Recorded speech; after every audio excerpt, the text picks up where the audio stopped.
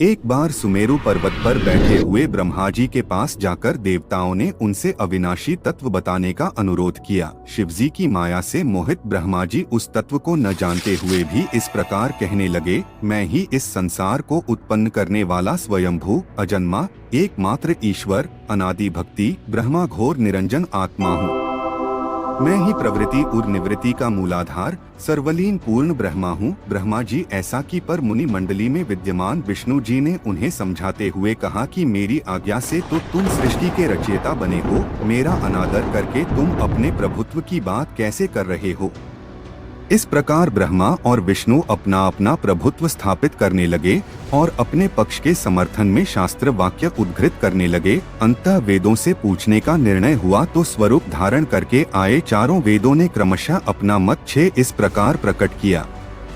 ऋग्वेद, जिसके भीतर समस्त भूत निहित हैं तथा जिससे सब कुछ प्रवत्त होता है और जिसे परमात्मा कहा जाता है, वह एक रुद्र रूप ही है।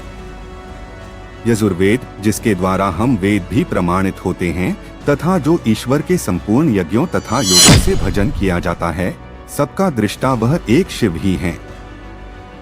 सामवेद, जो समस्त संसारी जनों को भरमाता है, जिसे योगी जन ढूंढते हैं और जिसकी भांति से सारा संसार प्रकाशित होता है, वे एक त्र्यंबक शिवजी ही हैं।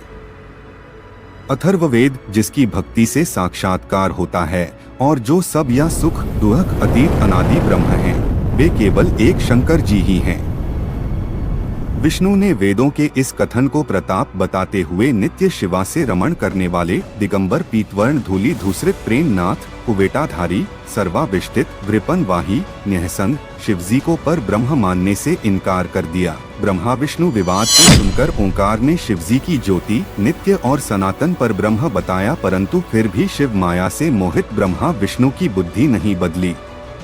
उस समय उन दोनों के मध्य आदि अंत रहित एक ऐसी विशाल ज्योति प्रकट हुई कि उससे ब्रह्मा का पंचम सिर जलने लगा। इतने में त्रिशूलधारी नीलोहित शिव वहां प्रकट हुए तो अज्ञानतावश ब्रह्मा उन्हें अपना पुत्र समझकर अपनी शरण में आने को कहने लगे।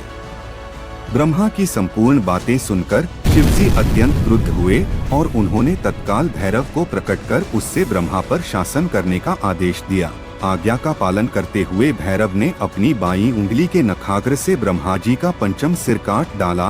भयभीत ब्रह्मा शतरुद्री का पाठ करते हुए शिवजी के शरण हुए। ब्रह्मा और विष्णु दोनों को सत्य की प्रतीति हो गई और वे दोनों शिवजी की महिमा का गान करने लगे। यह देखकर शिवजी शांत हुए और उन दोनों को अभयदान दिया। इसके उपरांत शिवजी ने उसके भीषण होने के कारण भैरव और काल को भी भयभीत करने वाला होने के कारण काल भैरव तथा भक्तों के पापों को तत्काल नष्ट करने वाला होने के कारण पाप भक्षक नाम देकर उसे काशीपुरी का अधिपति बना दिया।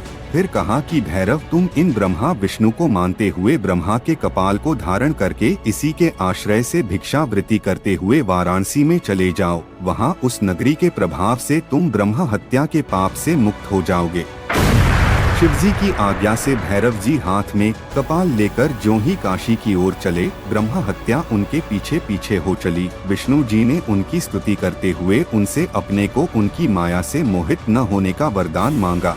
विष्णु जी ने ब्रह्म हत्या के भैरव जी के पीछा करने की माया पूछना चाही तो ब्रह्म हत्या ने बताया कि वह तो अपने आप को पवित्र और मुक्त होने के लिए भैरव का अनुसरण कर रही है। भैरव जी ज्यों ही काशी पहुँचे त्यों ही उनके हाथ से चिमटा और कपाल छूटकर पृथ्वी पर गिर गया और तब से उस स्थान का नाम कपालमोचन तीर्थ पड़ गया। इस तीर्थ में जाकर सविधि पिंडदान और देव पितृ तर्पण करने से मनुष्य ब्रह्म हत्या के पाप से निवृत्त हो जाता है।